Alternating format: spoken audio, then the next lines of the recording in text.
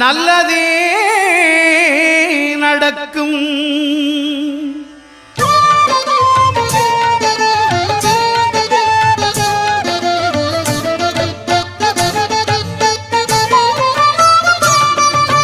ஒன்பது கோளும் ஒன்றாய் காண அங்கு கற்பகம் என்னும் கடவுளின் மெய்யில் ஒன்பது கோளும் ஒன்றாய் காண அங்கு கற்பகம் என்னும் கடவுளின் மெய்யில்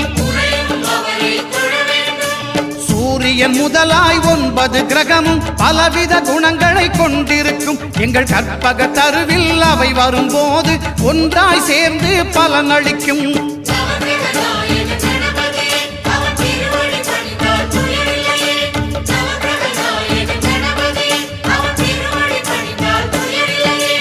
ஒன்பது கோளும் ஒன்றாய் காண அங்கு கற்பகம் என்னும் கடவுளின் மெய்யில்